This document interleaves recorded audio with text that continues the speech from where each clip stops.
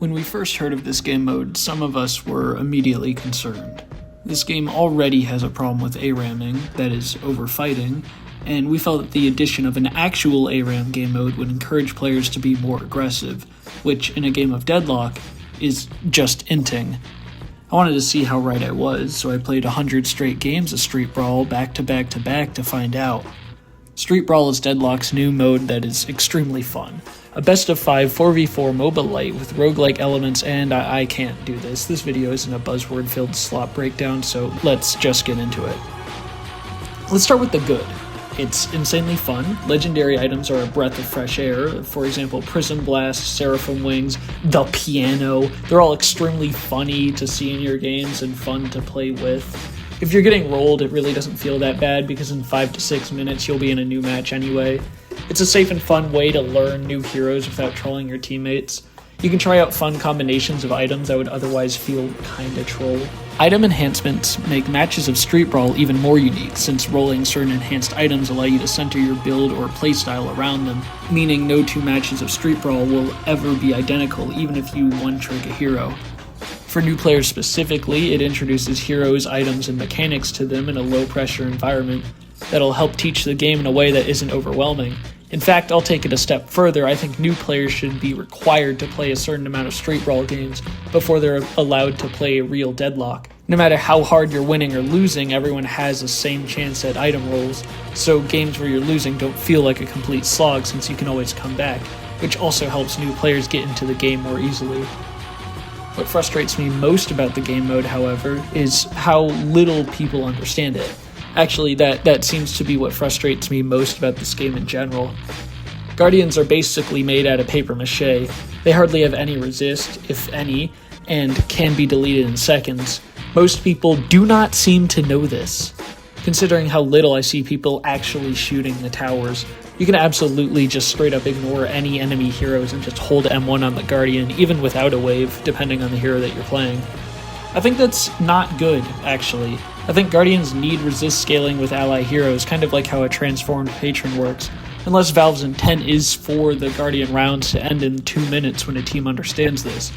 And if that is the intent, I still have an issue with it, because in either case, if you're on match point, your team needs to kill a walker, and if it's not a tiebreaker round, the enemy team only needs to kill a Guardian, which, as mentioned, is extremely easy to do. This generally makes it so that most games end on round 5 every time, turning what could have been a 7 to 8 minute match into what is almost always a 15+ minute match. Which I don't hate inherently. The more rounds you play, the more chances you get at enhanced and legendary items, which, as I mentioned, is some of the best parts of this update. But it makes winning early rounds feel pretty inconsequential, and I think making your gameplay kind of irrelevant is actually not good game design. Maybe winning rounds should grant a little bit of resist to your Guardian, or maybe just a walker nerf somehow. I'm not actually sure how to fix this. Secondly, I did say that I think this game mode is great for new players, and I stand by that, but because minions don't drop soul orbs, it really teaches the bad habit of just not securing the souls. I'm not just saying for new players either. I mean, I have an obscene amount of time on this game, and I've caught myself forgetting to CS in the few real matches that I've played after my 100 games of Street Brawl. I do recognize that maybe most people are not going to be psychotic and play 100 matches of Street Brawl back to back like I did, but if this is a new player's introduction to the game, I think it could seriously be an issue. I'd address this by making creeps drop soul orbs. Instead of giving souls, they give you a small AoE heal, sort of like a mini heal trooper pack, and then I'd just remove heal troopers instead. I think this change would do the trick because A, it reintroduces securing and denying, B, it teaches new players to look for them, and C, it still has value since you often find yourself hurting for health in this game mode.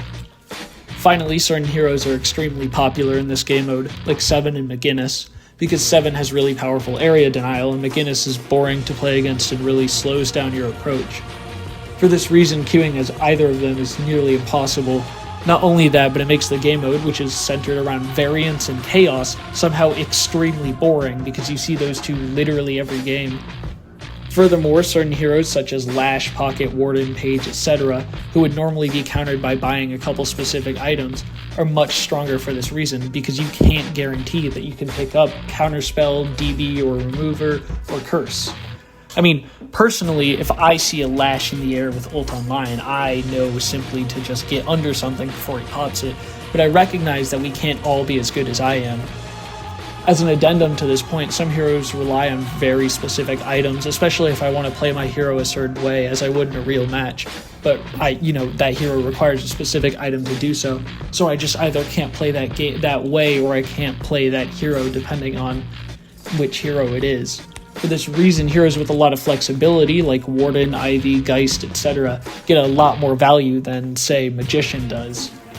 As the game mode stands now, I don't think it teaches bad habits like over-aggression, like I originally feared, but it does teach you to ignore soul orbs, which is actually really bad, I think. All in all, with a few tweaks, I think this game mode would be the perfect introduction to the game for new players. My name is FighterJet, and you should vote for Graves.